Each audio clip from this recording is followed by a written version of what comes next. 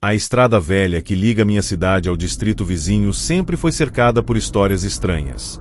Durante o dia ela parece apenas uma estrada comum, cercada por árvores antigas e plantações abandonadas, mas quando a noite cai, o lugar muda completamente. Os moradores mais antigos evitam passar por ali depois das 10 da noite. Dizem que existe um homem muito alto, vestido com um casaco escuro e um chapéu velho, carregando um enorme saco nas costas. A maioria trata isso como uma lenda criada para assustar crianças, mas depois do que aconteceu comigo, nunca mais consegui rir quando alguém menciona o homem do saco. Tudo começou numa sexta-feira chuvosa. Eu havia saído tarde do trabalho e decidi cortar caminho pela estrada velha para chegar mais rápido em casa. A chuva era fraca, mas a neblina tornava quase impossível enxergar além de alguns metros.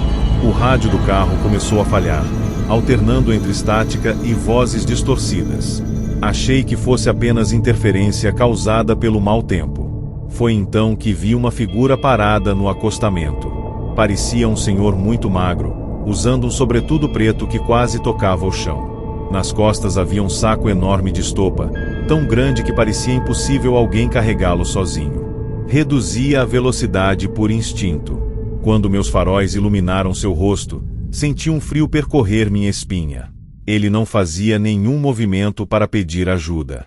Apenas me encarava. Seus olhos pareciam fundos demais, quase sem brilho, e havia um sorriso discreto que não combinava com a situação. Acelerei imediatamente e segui viagem tentando esquecer aquela imagem. Por alguns minutos tudo voltou ao normal. Respirei aliviado, até olhar pelo retrovisor. A estrada estava completamente vazia. Nenhum carro, nenhuma pessoa, apenas a neblina. Continuei dirigindo quando ouvi um barulho seco vindo do porta-malas. Parecia alguém batendo de dentro para fora. Meu coração disparou. Parei o carro no acostamento e desci segurando a lanterna do celular. O som havia parado.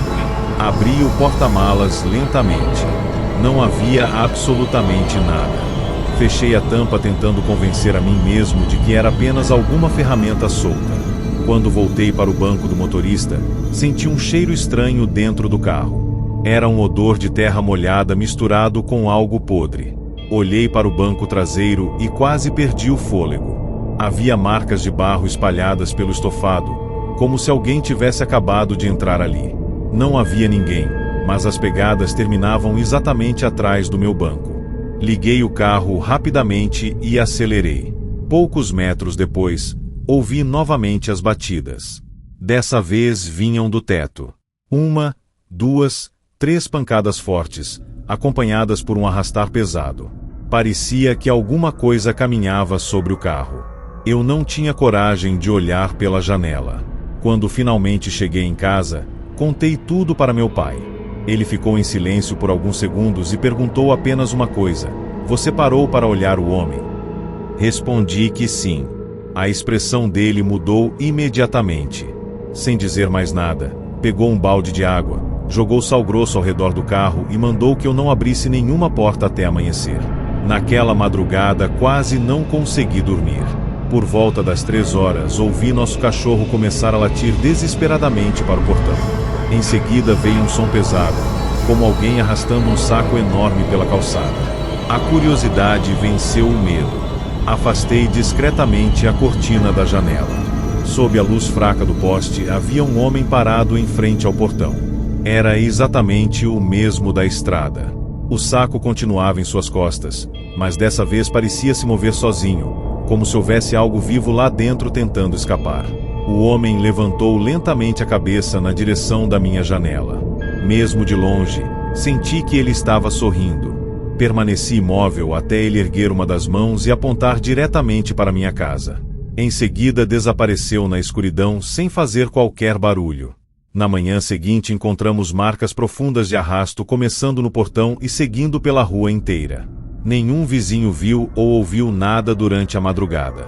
Alguns dias depois procurei um dos moradores mais antigos da cidade. Ele ouviu minha história com atenção e disse que aquilo acontecia havia décadas. Segundo ele, o homem do saco nunca escolhia uma vítima por acaso. Primeiro fazia a pessoa parar na estrada e olhar para seu rosto. Depois passava algumas noites observando a casa. Se a vítima abrisse a porta ou respondesse a qualquer chamado durante a madrugada, desaparecia sem deixar vestígios. O mais assustador veio em seguida. O velho abriu uma caixa de madeira cheia de fotografias antigas de pessoas desaparecidas na região. Em quase todas havia um detalhe que ninguém havia percebido na época. Ao fundo, escondido entre árvores, postes ou sombras, aparecia um homem muito alto carregando um enorme saco de estopa nas costas. Desde aquele dia nunca mais passei pela estrada velha. Mudei de cidade, troquei de carro e tentei esquecer tudo aquilo. Funcionou por quase 2 anos. Até a semana passada. Ao chegar em casa depois do trabalho, encontrei uma pequena sacola de estopa encostada na minha porta. Não havia remetente, nem bilhete. Apenas marcas de barro ao redor. Quando me aproximei para pegá-la, ouvi um sussurro vindo da rua. Era uma voz baixa, rouca e lenta, repetindo apenas uma frase: "Agora é a sua vez de carregar o saco." Naquele instante percebi que algumas histórias nunca terminam. Elas apenas escolhem um novo protagonista.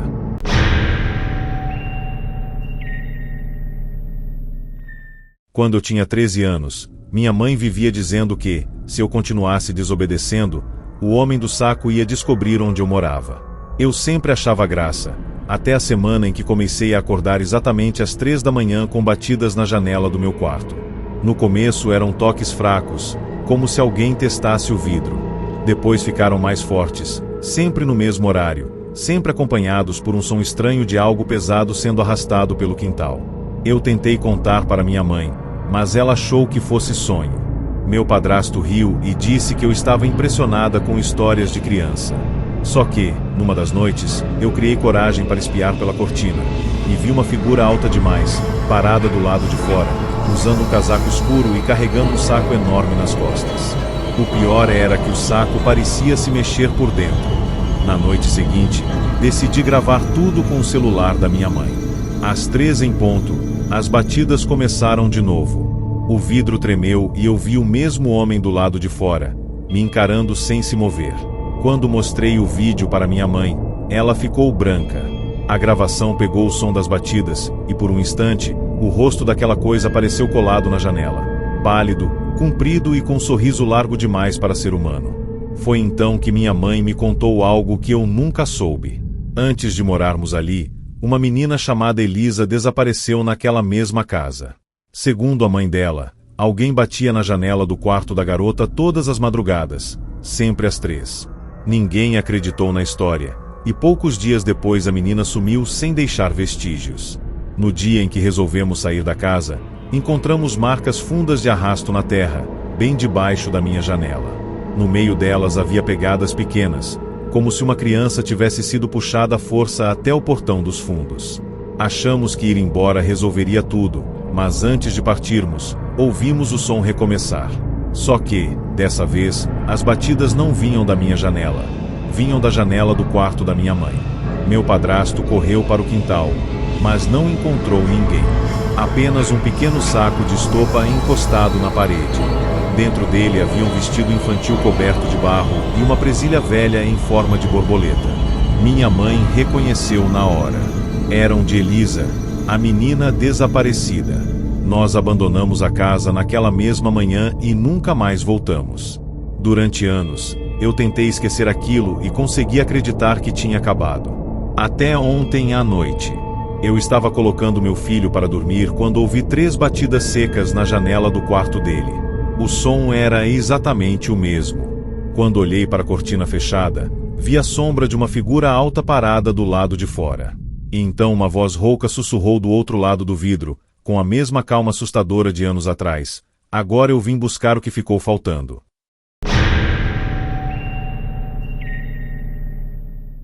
Em uma pequena rua de terra, onde todas as mães recolhiam os filhos antes de anoitecer, circulava uma lenda antiga e assustadora.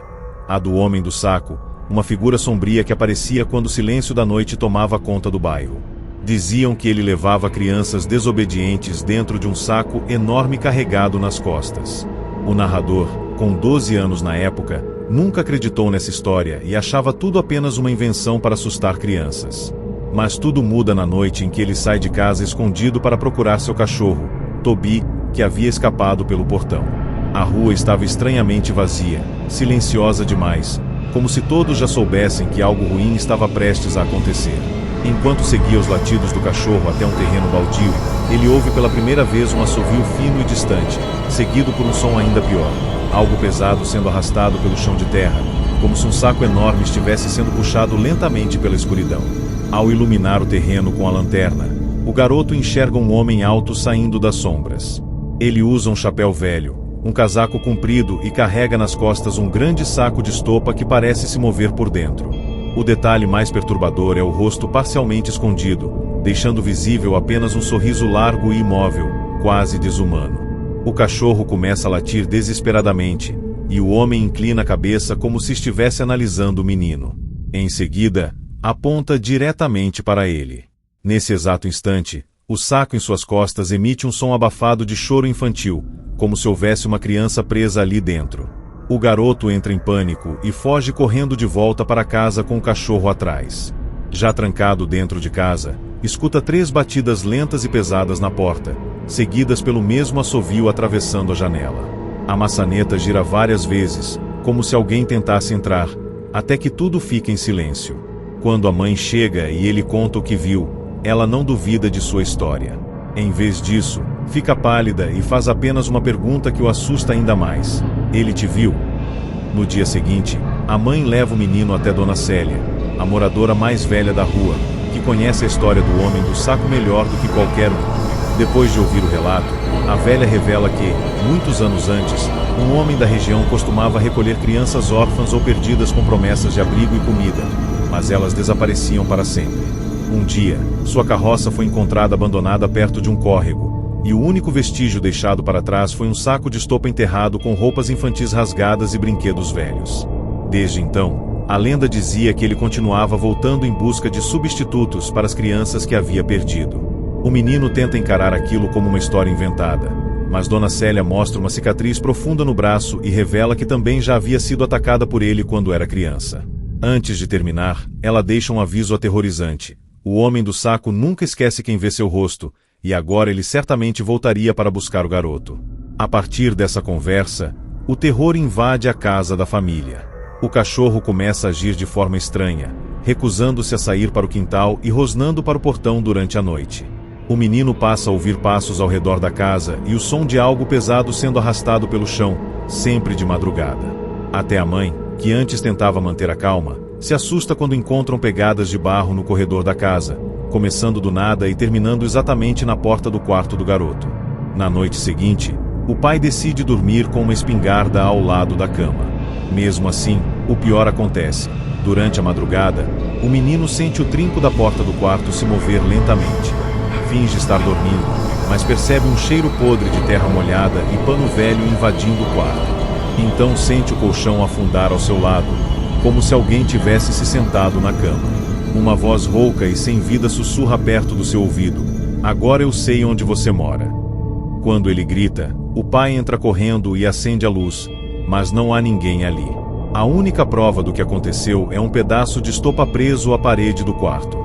Assustado demais para continuar naquela casa, o pai toma uma decisão radical. A família abandona a cidade e se muda às pressas para outro estado. O menino cresce tentando convencer a si mesmo de que tudo aquilo foi fruto de histeria, medo infantil ou alguma coincidência absurda. O tempo passa, ele se torna adulto, constrói sua própria vida, se casa e tem uma filha. Aos poucos, a lenda do homem do saco se transforma em uma lembrança enterrada no fundo da mente. Mas anos depois, ao mexer nas coisas deixadas por sua mãe após a morte dela, ele encontra uma velha fotografia tirada na frente da antiga casa. Na imagem, aparece ainda criança no portão com um cachorro no colo. O problema é que, ao fundo da foto, do outro lado da rua, há um homem alto parado perto do terreno baldio. Um homem usando chapéu e carregando um saco nas costas. Mesmo com a imagem borrada, o sorriso dele aparece com nitidez assustadora. No verso da fotografia, escrito pela própria mãe, existe uma frase capaz de destruir qualquer sensação de segurança. Ele continuou vindo por 3 anos depois da nossa mudança. Sempre deixava um saco vazio no portão. O verdadeiro horror, porém, não está apenas no passado. Na mesma noite em que encontra a fotografia, a filha de 6 anos do narrador acorda chorando, dizendo que há um homem assoviando do lado de fora da janela do quarto dela. O pai corre para verificar e não encontra ninguém visível, mas percebe sinais claros de que algo esteve ali. No parapeito da janela há marcas de barro fresco. No quintal, o chão mostra o rastro de algo pesado sendo arrastado pela terra, exatamente como naquela noite da infância. Preso à grade, balançando com o vento, está um pequeno pedaço de estopa. Nesse instante, o narrador entende o que sua mãe tentou avisar sem nunca ter coragem de contar tudo. O homem do saco nunca desistiu. Ele não desapareceu com o tempo, não ficou preso àquela rua e nem esqueceu o garoto que escapou dele décadas atrás. Agora, depois de tantos anos, ele parece ter voltado para terminar o que começou. Ou pior, para buscar uma nova criança da mesma família. Se quiser, eu posso fazer agora a história 2 de O Homem do Saco com 5.000 caracteres, mantendo o mesmo clima sombrio e a mesma estrutura de alta retenção. Em uma pequena cidade do interior, uma lenda antiga assusta as famílias. O Homem do Saco, uma figura que aparece à noite levando crianças desobedientes dentro de um grande saco de estopa. O narrador, ainda criança, ouve histórias sobre ele desde cedo, mas nunca acredita de verdade. Tudo muda quando seu primo Davi desaparece após relatar ter visto um homem estranho com um saco enorme perto da estrada velha. Dias depois, Davi reaparece sem explicação, mas completamente mudado, como se algo dentro dele tivesse ficado para trás. Após o retorno, Davi não é mais o mesmo. Ele fica estranho, silencioso e começa a agir como se escutasse vozes que ninguém mais ouve. À noite, fala sozinho e repete frases como se estivesse obedecendo ordens invisíveis. A família percebe que algo sobrenatural pode ter acontecido durante seu desaparecimento. O comportamento dele se torna cada vez mais perturbador, como se estivesse sendo controlado por algo que não pertence ao mundo real. O terror aumenta quando crianças da vizinhança começam a desaparecer e Davi parece envolvido de alguma forma. Ele passa a sair de madrugada e demonstrar comportamento cada vez mais desconectado da realidade. A avó do narrador acredita que ele foi marcado pelo Homem do Saco e que algo dentro dele nunca voltou completamente. A presença de pedaços de estopa e marcas estranhas pela casa reforçam que a entidade ainda está ativa na região. Em uma noite decisiva, a irmã de Davi desaparece. O bairro inteiro entra em pânico, e ele é encontrado horas depois perto da estrada velha, repetindo frases desconexas sobre ter feito uma troca. Pouco tempo depois, ele é internado, mas seu estado mental continua se deteriorando até morrer jovem, sem explicação médica. A família tenta esquecer tudo, mas a sensação de que algo sobrenatural continua ligado a eles permanece. Anos depois, o narrador retorna à cidade para resolver assuntos da herança da avó e encontra o diário dela, que revela informações ainda mais assustadoras. Segundo ela, no dia em que Davi voltou, havia algo junto dele, um saco de estopa vazio com marcas estranhas e um nome costurado por dentro, indicando que alguém da família estava marcado. Isso sugere que o Homem do Saco não apenas levou Davi, mas também escolheu outra vítima para o futuro. Na mesma noite em que descobre o diário, o narrador volta a sentir a presença da entidade. Sons de arrasto e um assovio familiar ecoam pela casa antiga onde ele está dormindo. A voz de Davi parece surgir do corredor, repetindo uma frase ameaçadora. O ciclo sugere que o Homem do Saco nunca parou de agir e que a marca deixada no passado finalmente chegou ao narrador, indicando que ele pode ser o próximo alvo.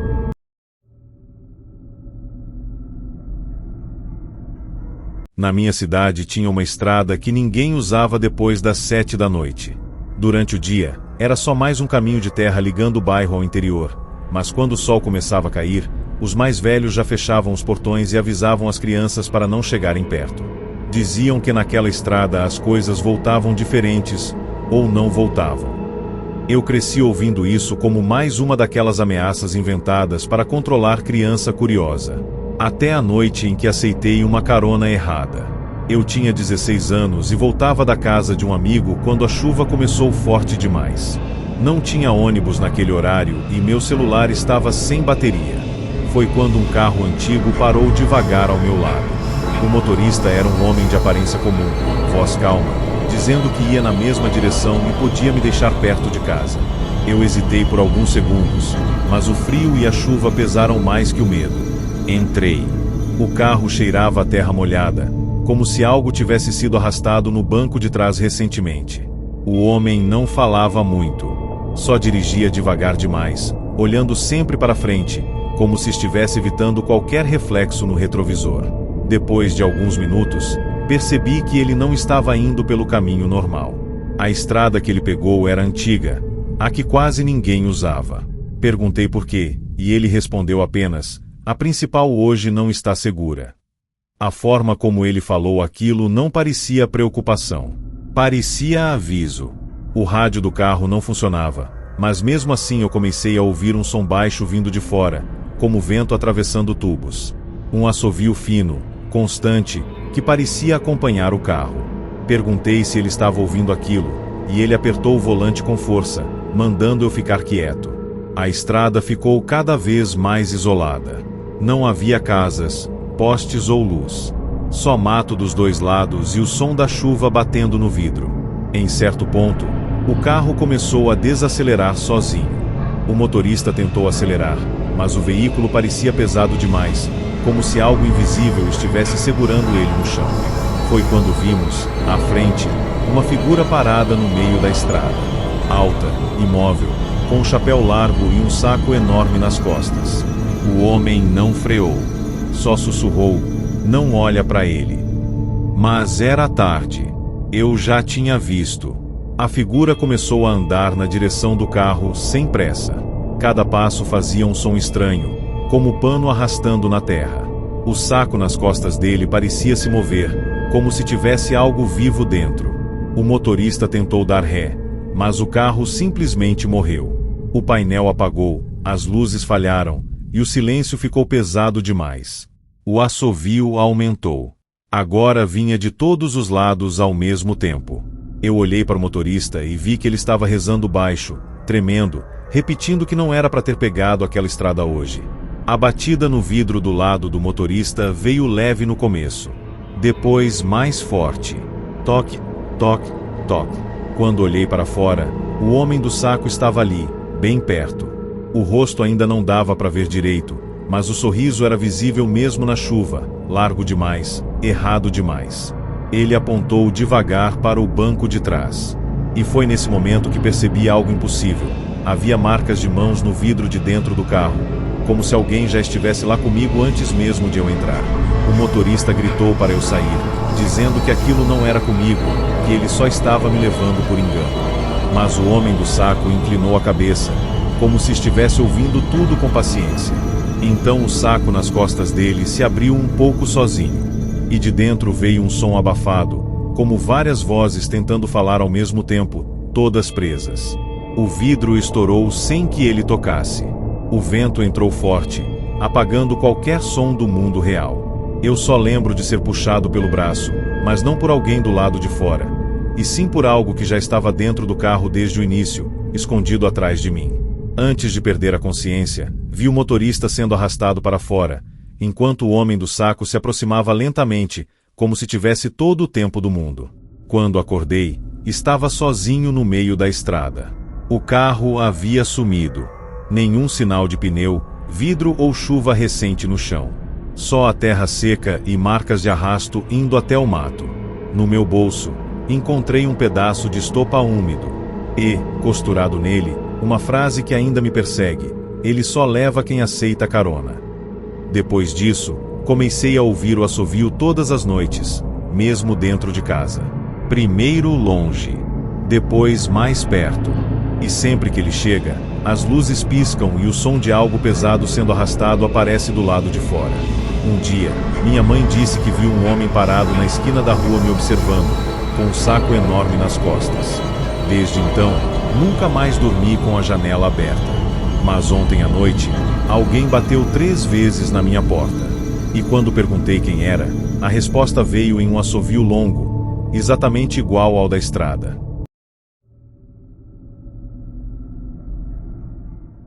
Quando eu comecei a trabalhar como segurança noturno, achei que o lugar mais assustador do mundo era um assalto em posto de gasolina ou uma briga de rua. Eu estava errado. O verdadeiro tipo de medo não faz barulho imediato. Ele espera. E foi isso que aprendi na primeira semana no hospital antigo da cidade, um prédio desativado que ainda era usado parcialmente para armazenar prontuários e equipamentos esquecidos. Meu turno era simples: rondar os corredores, checar portas e garantir que ninguém invadisse o prédio durante a madrugada. Só que havia uma regra que ninguém explicava direito: o terceiro andar estava sempre trancado. Sempre. Na primeira noite, perguntei ao zelador por quê. Ele apenas respondeu: lá em cima não tem mais ninguém, mas ainda tem coisa que não foi embora. Riu de um jeito nervoso e mudou de assunto. Eu ignorei. Até porque, como qualquer cético, eu achava que era apenas superstição de gente velha. Mas tudo mudou na terceira madrugada. O rádio de comunicação começou a chiar sozinho por volta das 2h47 da manhã. E uma voz baixa, quase engasgada, entrou na frequência: não sobe, ele acorda quando você sobe. Perguntei quem estava falando, mas só recebi silêncio. Fui verificar o corredor principal e notei algo estranho. As luzes estavam piscando em sequência, como se algo estivesse passando por elas. Não era vento. Não era falha elétrica comum. Era movimento. Um padrão. E então ouvi o som. Um arrastar pesado, vindo do final da escada que levava ao terceiro andar.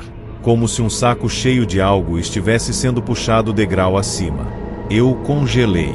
O protocolo dizia para não subir, mas também dizia para relatar qualquer invasão. E aquilo claramente não era normal. Quando me aproximei da escada, o som parou. Silêncio total. Subi o primeiro degrau. Depois o segundo. E foi aí que o rádio desligou sozinho. A luz de emergência acendeu, vermelha, fraca, deixando o ambiente com uma aparência de sangue espalhado pelas paredes. No meio da escada, encontrei marcas de terra úmida, pegadas grandes, antigas, como se alguém estivesse carregando algo pesado demais para um corpo humano. No topo da escada, a porta do terceiro andar estava entreaberta. Empurrei devagar. O cheiro me atingiu primeiro: terra molhada, pano velho e algo pior. Algo que parecia carne deixada por tempo demais no escuro. O corredor estava vazio, mas não parecia abandonado. Parecia ocupado recentemente. Portas semiabertas, maçãs cobertas com lençóis amarelados e marcas de arrasto no chão indo em direção ao final do corredor. E lá no fundo, havia uma única porta fechada com cadeado quebrado. O som voltou. O arrastar. Mais perto agora. Vindo de dentro daquele quarto. Eu não deveria ter continuado, mas continuei. Quando cheguei perto da porta, ouvi um assovio baixo vindo do outro lado. Não era aleatório. Era como se estivesse me chamando. O cadeado já estava quebrado, mas a porta ainda estava pesada. Empurrei com cuidado. E o que vi dentro me fez esquecer por alguns segundos como respirar. O quarto estava cheio de marcas no chão, como se algo tivesse sido arrastado repetidas vezes ali dentro. No centro, havia um saco de estopa enorme, encostado na parede. Ele não estava completamente fechado. E se mexia, devagar, como se respirasse. O rádio voltou sozinho no meu bolso, emitindo apenas uma frase repetida em loop: não deixa abrir, não deixa abrir, não deixa abrir. O saco começou a se abrir sozinho. E antes que eu pudesse correr, ouvi uma voz vindo de dentro dele. Não era uma voz só. Eram várias. Todas tentando falar ao mesmo tempo. E uma delas parecia me chamar pelo nome. O zíper de tecido se abriu mais um pouco, e uma mão pequena saiu de dentro. Depois outra. Mas não eram mãos de criança comum.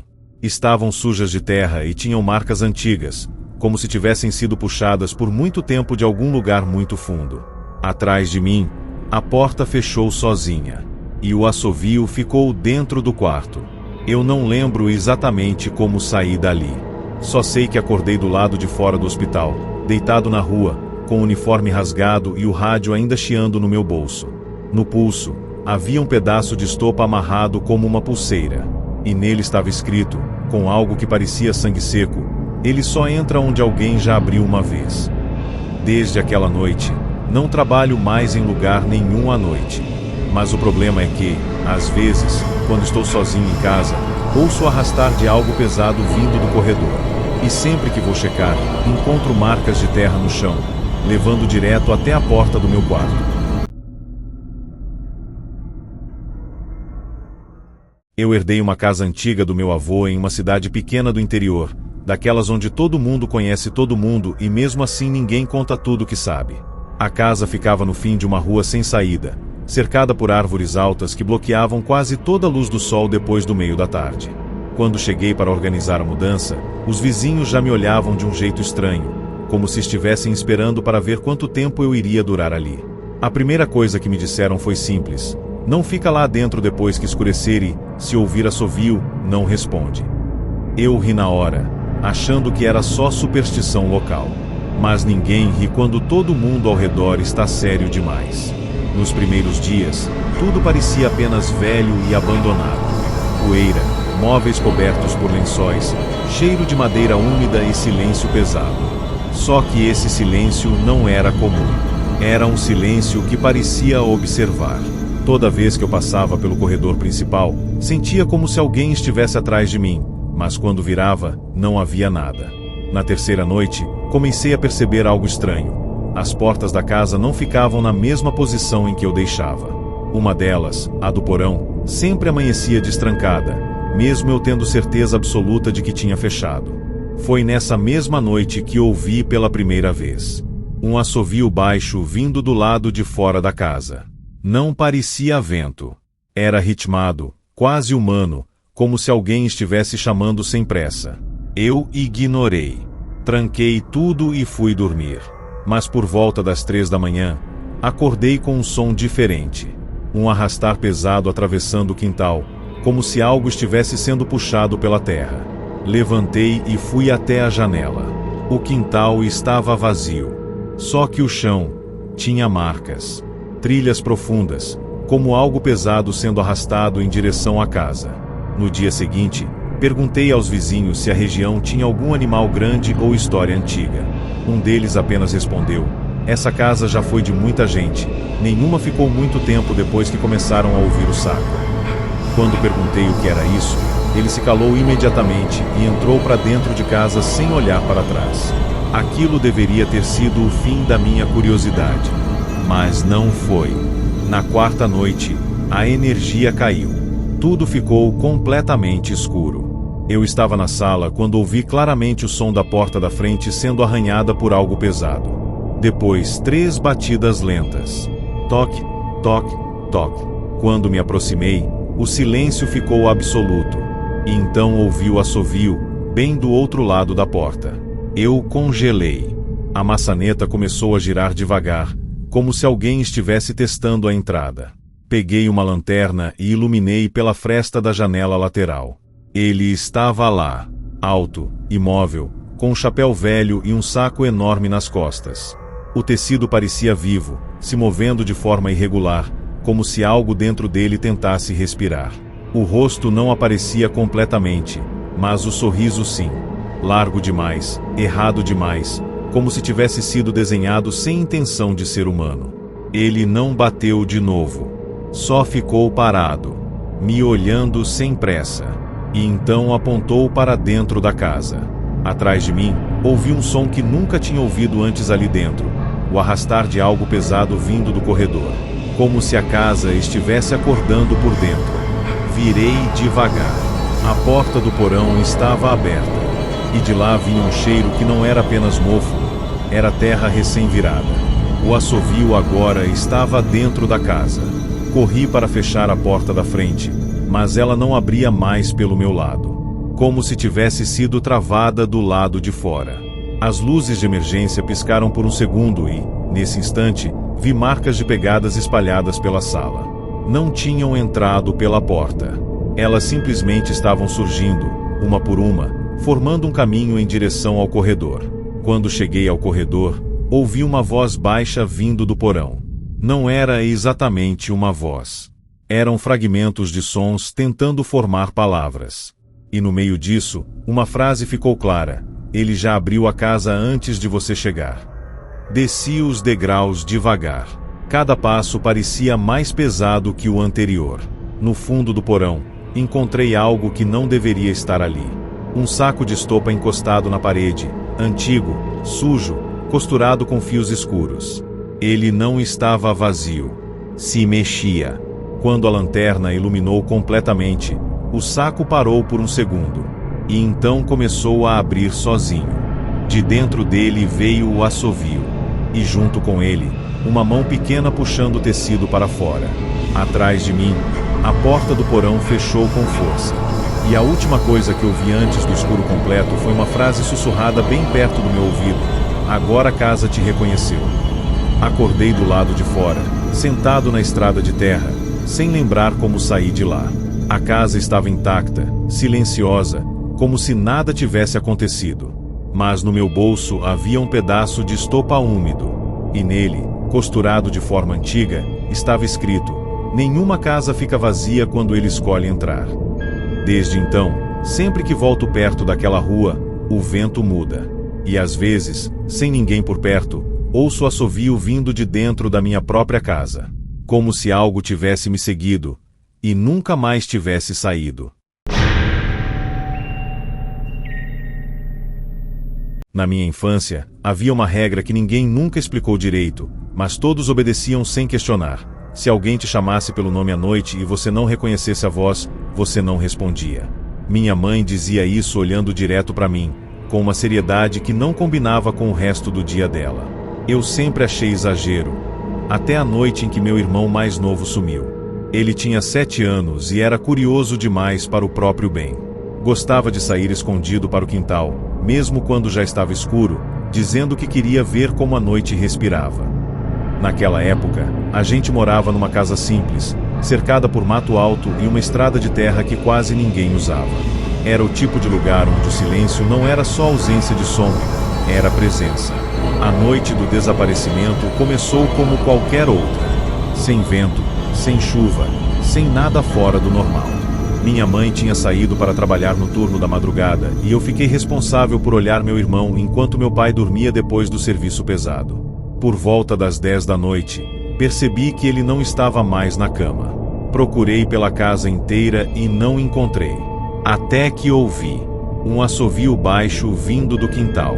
No começo achei que era vento passando entre as árvores. Mas então ouvi meu irmão responder. Ele estava lá fora. Fui até a porta dos fundos e vi ele parado perto do portão, imóvel, olhando para a rua escura. Perguntei o que ele estava fazendo e ele não respondeu. Só ficou olhando. E então disse uma frase que eu nunca esqueci. Ele falou que hoje eu posso ir junto. Antes que eu pudesse correr até ele, o som começou de novo. O assovio. Só que agora não vinha de um lugar só. Vinha de todos os lados ao mesmo tempo, como se a rua inteira estivesse respirando. Meu irmão deu um passo para frente. Depois outro. E então, no meio da escuridão, algo começou a se formar perto da estrada. Um homem alto, chapéu velho e um saco enorme nas costas. Eu gritei o nome do meu irmão, mas ele não virou. Foi como se não me ouvisse mais. O homem não corria, não falava, não fazia nada além de esperar. E mesmo assim, meu irmão andava em direção a ele como se estivesse sendo puxado por alguma coisa invisível. Corri até ele, mas senti algo me segurando antes de alcançar o quintal. Não era físico. Era como se o próprio ar tivesse ficado mais pesado, impedindo cada passo. O homem do saco inclinou a cabeça devagar e, mesmo sem ver o rosto dele direito, eu sabia que ele estava sorrindo. Meu irmão chegou perto dele, e então parou. O saco nas costas do homem se mexeu, e de dentro veio um som abafado, como se várias crianças estivessem respirando ao mesmo tempo. Meu irmão virou o rosto por um segundo, como se tivesse me visto pela última vez. E então ele disse, baixinho, não dói lá dentro. Depois disso, ele simplesmente deu mais um passo, e desapareceu. Não foi como ser carregado. Não foi como correr.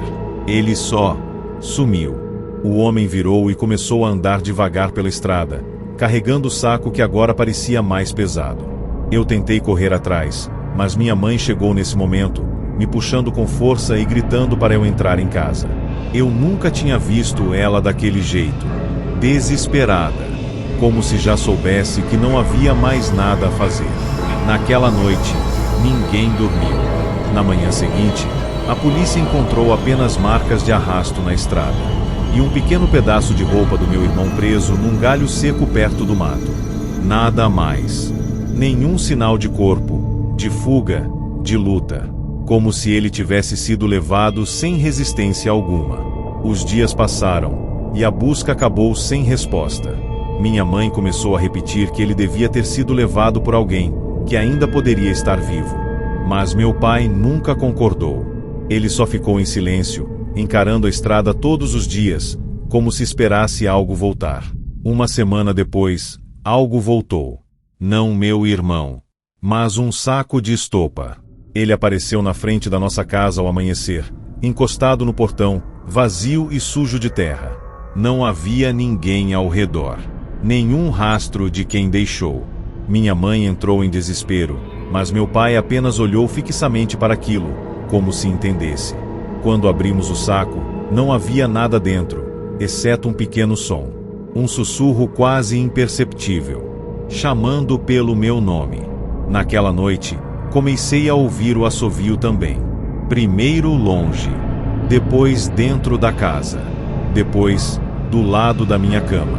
Minha mãe tentou me tirar dali, mas o pior já tinha começado. Pegadas de terra começaram a aparecer dentro de casa, mesmo com tudo fechado. Marcas pequenas, como de criança, indo do quintal até o corredor, e sempre terminando na porta do meu quarto. Meu pai desapareceu 2 dias depois. Só deixou um bilhete na cozinha. Ele voltou para terminar o que começou. Na última noite em que fiquei naquela casa, acordei com algo sentado no fim da minha cama. O quarto estava escuro, mas eu sentia o cheiro de terra molhada, o silêncio pesado e o som de um saco sendo arrastado do lado de fora da janela. Quando consegui abrir os olhos, vi apenas uma coisa: um chapéu parado no escuro, e uma voz baixa, conhecida demais, dizendo: "Agora é sua vez de entender como é lá dentro." Quando acordei, estava sozinho no meio da estrada de terra. A casa havia sumido. Não estava em chamas, nem destruída. Apenas não estava mais lá. No chão, ao meu lado, havia um pedaço de estopa preso na minha mão. E pela primeira vez na vida, eu não ouvi o assovio vindo de fora. Ele estava vindo de dentro de mim. Todo bairro tem suas histórias. Algumas viram piada, outras viram aviso. No meu, existia uma que ninguém gostava de repetir em voz alta. Quando todas as luzes da rua piscavam ao mesmo tempo, alguém ia desaparecer antes do amanhecer. Eu nunca levei isso a sério, até virar o plantão da madrugada como motoboy de entrega. Naquela noite, o movimento estava fraco. Chuva leve, rua vazia, aquele tipo de serviço em que você espera mais pelo fim do turno do que pelas corridas. Foi por volta das 23h47 que recebi um pedido estranho. Uma entrega numa casa antiga no final do bairro, uma área onde quase ninguém morava mais. O endereço existia, mas era conhecido por ficar abandonado. Mesmo assim, aceitei. Dinheiro fácil. Entrega rápida. No caminho, percebi algo estranho. As luzes dos postes começaram a piscar em sequência, como se estivessem acompanhando o meu trajeto. Primeiro uma, depois outra, até formar um padrão perfeito na rua inteira. Quando parei no semáforo, todas apagaram de uma vez. E nesse exato momento, o GPS do celular travou, mostrando apenas uma coisa: você chegou. Mas eu ainda não tinha chegado. A rua da entrega ficava mais à frente. Continuei mesmo assim. A cada metro, o silêncio ficava mais pesado. Nenhum cachorro latindo, nenhum som de televisão, nenhum vento. Só o barulho da chuva fraca batendo no capacete. Até que vi a casa. Sozinha, no fim da rua. Sem luz, sem movimento, sem sinal de vida. A única coisa iluminada era a lanterna fraca da minha moto refletindo no portão enferrujado. Quando parei, o celular vibrou com a confirmação da entrega. Estranho. Eu ainda nem tinha descido, mas a notificação dizia: pedido entregue com sucesso. Foi aí que ouvi o assovio. Baixo, longo, vindo do outro lado da rua. Olhei ao redor, mas não vi ninguém. Só a sensação de que algo estava observando. Desci da moto mesmo assim, tentando encerrar aquilo rápido. A casa parecia mais velha de perto. Paredes rachadas, janela quebrada, porta meio aberta. E o cheiro, terra molhada. Forte demais para um lugar fechado há anos. Quando me aproximei do portão, a tela do celular apagou. Não foi falta de bateria. Simplesmente desligou. E junto com isso, todas as luzes da rua apagaram novamente. Desta vez, não voltaram. O silêncio ficou absoluto. Então eu vi movimento dentro da casa. Uma sombra passando devagar pela janela. Depois outra. E outra. Como se alguém estivesse andando em círculos lá dentro. Eu tentei voltar para a moto, mas ela não ligava mais. O painel morto, o motor completamente silencioso. Foi quando percebi que o som de arrasto havia começado atrás de mim. Como se algo pesado estivesse sendo puxado pela rua, lentamente, cada vez mais perto. Não virei. Eu já sabia o que era. O assovio veio logo depois, agora muito mais perto, quase no meu ouvido. E então uma voz baixa, rouca, veio da direção da casa. Entrega recebida. A porta se abriu sozinha. E de dentro saiu ele. Alto. Chapéu velho. Saco enorme nas costas, se mexendo como se respirasse. Mas o pior não era isso. O pior era o meu próprio nome sendo sussurrado de dentro do saco. Eu corri. Não lembro quando comecei a correr. Só lembro de estar de volta na rua principal, sem moto, sem celular, sem nada. As luzes voltaram ao normal como se nada tivesse acontecido. Mas minhas mãos estavam cobertas de terra. E no bolso do meu uniforme havia um papel dobrado. Dentro dele, apenas uma frase: ele usa pedidos para chegar até quem ainda não foi visto. No dia seguinte, fui demitido por abandono de entrega. Mas ninguém explica por quê. Desde aquela noite, toda vez que um pedido chega no aplicativo, o endereço sempre aparece como final da rua sem saída. E sempre que eu olho pela janela, às 23h47, as luzes da rua piscam. Uma por uma, até tudo ficar escuro. E o assovio começar do lado de fora da minha porta.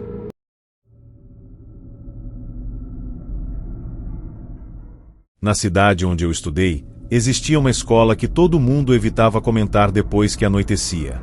Durante o dia, parecia normal. Alunos, professores, barulho no recreio, portão aberto. Mas havia uma regra não escrita que todos respeitavam sem nunca questionar. Ninguém ficava dentro dela depois das 18 horas.